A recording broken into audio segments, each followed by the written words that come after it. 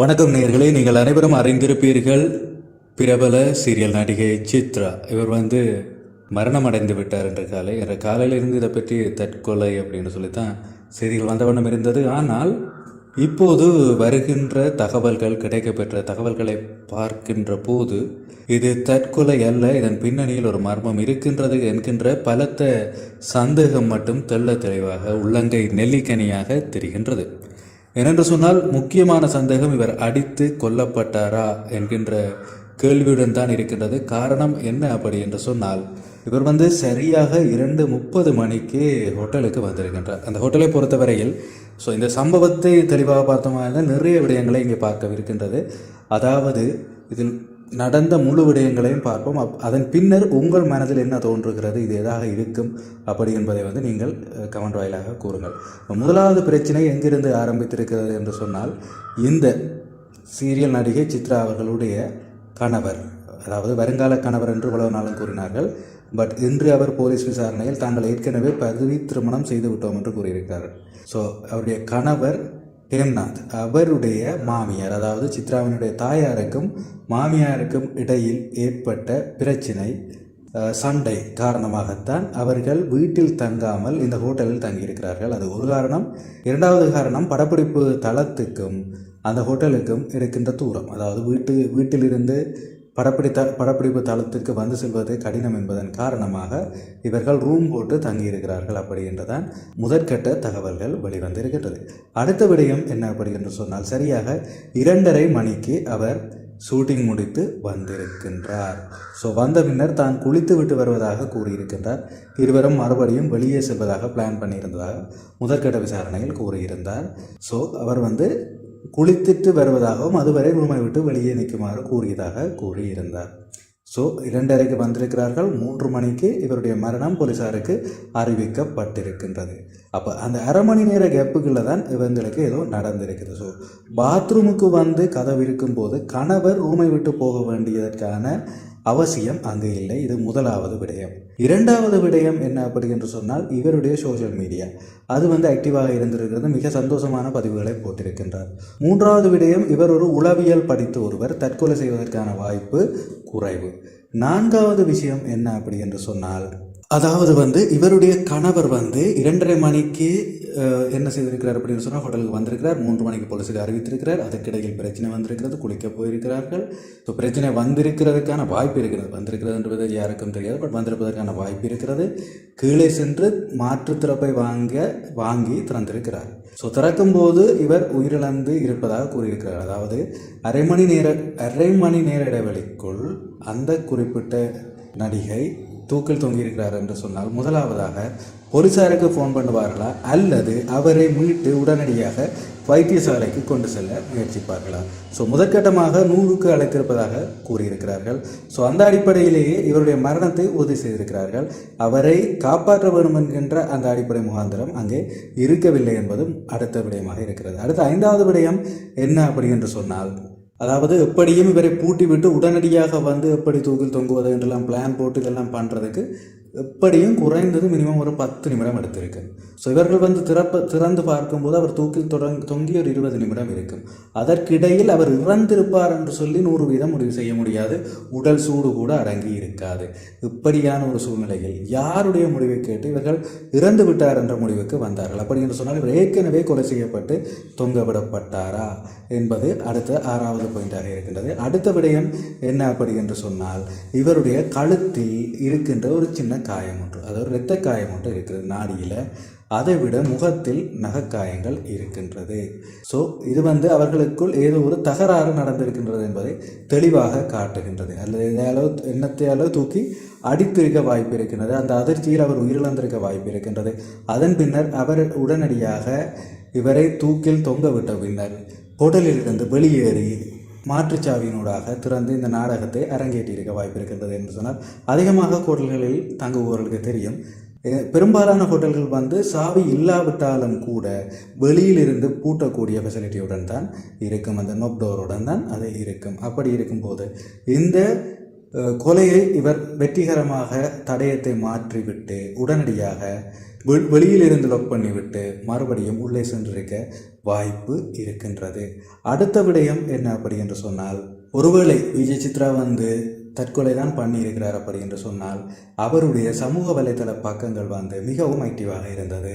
இரவு 10:30 வரைக்கும் ஆக்டிவாக இருந்தாங்க. வீடியோக்கள் எல்லாம் பெர்ஃபார்ம் பண்ணியிருந்தாங்க. ரொம்பவே சந்தோஷமாக இருப்பதாக காட்டியிருந்தார். ஒருவேளை அவருக்கு இந்த உயிரை மாய்க்கின்ற முடிவு இருந்திருந்தால் சமூகத்திற்கு தான் சந்தோஷமாக இருப்பதாக காட்ட வேண்டிய அவசியம் அங்கே இருக்காது. ஸோ அவ்வாறான ஒரு சூழ்நிலையில் அவருடைய நிலைப்பாடு வந்து அங்கே சந்தேகத்துக்குடமானதாகத்தான் இருக்கின்றது. ஸோ இதன் பின்னணியில் மிகப்பெரிய ஒரு மர்மம் இருக்கத்தான் செய்கின்றது.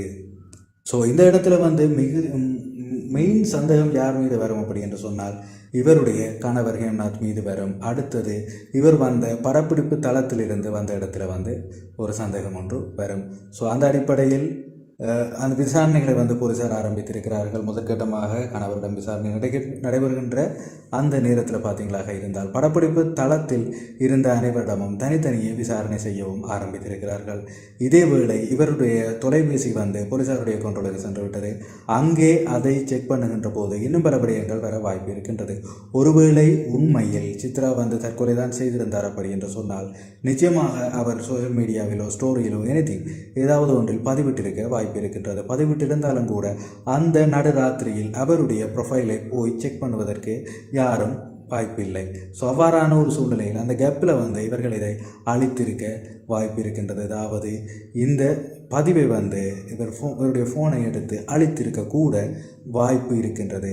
ஆனால் அவ்வளவு விடயமும் 1/2 மணி நேரத்துக்குள் செய்வது சாத்தியமற்ற ஒன்று. ஆகவே 2:30 மணிக்கு வந்து சரியாக 2:30 மணிக்கு வந்த பின்னர் அவர்களிடம் ஏதோ ஒரு பேச்சுவார்த்தை நடந்திருக்கும் அல்லது வாய்த்தர்க்கம் நடந்திருக்கும். அதன் பின்னர் ஏதோ ஒரு சம்பவம் நடந்திருக்கும். ஒரு 2-3 மினிட்ஸ் ரெண்டாவது ரெஸ்ட் எடுத்திருப்பாங்க. அதுக்கப்புறம் குளிக்க போகிறேன் என்று சொல்லியிருப்பார், வெளியே போக சொல்லியிருப்பார். இந்த சம்பாஷணைகளுக்கு ஒரு 5 நிமிடம் போயிருக்கும். அதன் பின்னர் இவர் வந்து இந்த தூக்கை மாட்டுவதற்கு எப்படியும் அதற்குரிய ஐடியா எடுக்கிறதுக்கு எந்த இடத்துல தூக்கு மாட்டலாம்னா பிளான் பண்ணி தலையை தூக்கு வளையத்துக்குள் நுழைப்பதற்கு எப்படியும் ஒரு 5 நிமிடம் எடுத்திருக்கும். அதற்கிடையில் சரியாக 2:30க்கு அதாவது 3 மணிக்கு வந்து இவர் உள்ளே போயிருக்கிறார் என்று சொல்கிறார்கள். ஸோ மிகுதி 20 நிமிடத்துக்குள் வந்து இவர் இந்த தற்கொலையை அரங்கேற்றி இருக்கிறார் அப்படி என்று சொன்னால் முதலாவது கேள்வி மறுபடியும் கேட்கின்றோம், ஏன் இவரை வந்து வைத்தியசாலையில் அனுமதிக்க முற்படாமல் நேரடியாக போலீசாருக்கு அறிவித்தார்கள்? அடுத்த விடயம் என்ன அப்படி என்று சொன்னால் இவருடைய கழுத்தில் எந்த ஒரு தடயமும் இருக்கவில்லை, தற்கொலைக்கான தடயம் இருக்கவில்லை. சாதாரணமாக தற்கொலையோடு அதாவது வந்து தூக்கில் தொங்கி ஒரு மரணம் ஒன்று நடைபெறும் பட்சத்திலே வந்து கழுத்தில் 2 விதமான மார்க்ஸ் வரும் அப்படி என்று சொல்லுவாங்க.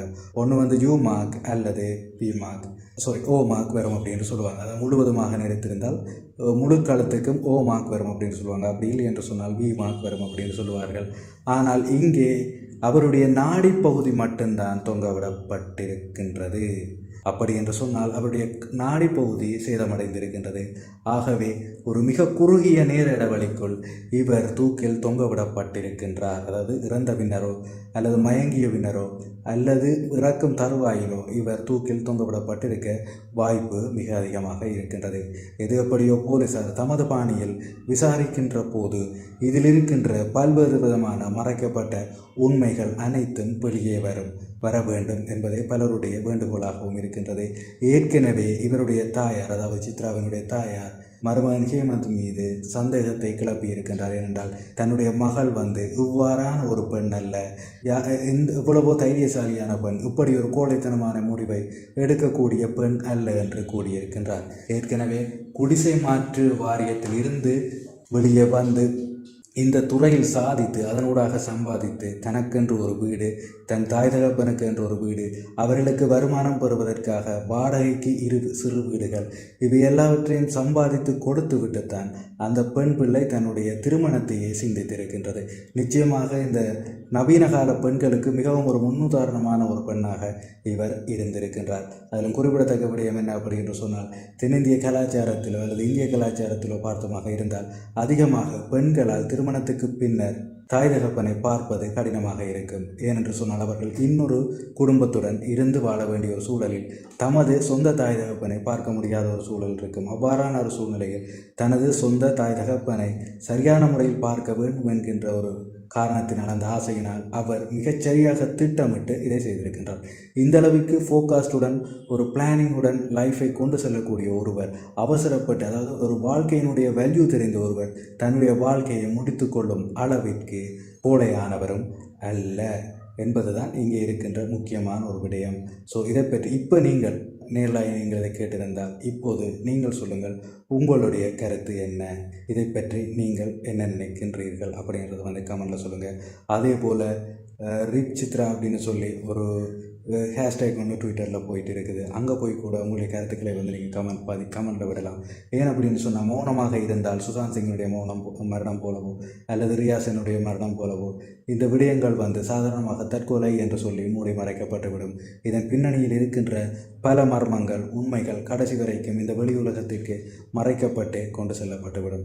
ஆக நேர்களை மறக்காமல் கமெண்ட் பண்ணுங்கள், அல்லது இங்கே நமது வீடியோவில் கமெண்ட் பண்ணால் கூட அவற்றை அந்த ட்விட்டரில் நாங்கள் கொண்டு சென்று ஸ்க்ரீன்ஷாட்டாக சேர்க்கின்றோம். முடிந்த அளவிற்கு இந்த விடயத்தில் இருக்கின்ற உண்மைகள், நியாயங்களை வெளியே கொண்டு வருவதற்கு உங்களால் முடிந்த ஒரு சின்ன வேலை தான். ஒன்று ட்விட்டருக்கு சென்று கமெண்ட் பண்ணுங்கள், அல்லது இங்கே உங்களுடைய கமெண்டை தெரிவித்துக் கொள்ளுங்கள். நன்றி. மீண்டும் இந்த செய்தி தொடர்பாக, இந்த விடயம் தொடர்பாக, சித்ரா தொடர்பாக, இதில் இருக்கின்ற மர்மங்கள் தொடர்பாக அனைத்து விடயங்களையும் உடனுக்குடன் உங்களுக்கு தருவதற்கு நாங்கள் தயாராக இருக்கின்றோம். சப்ஸ்கிரைப் டு தமிழ் கலாட்டா. நன்றி.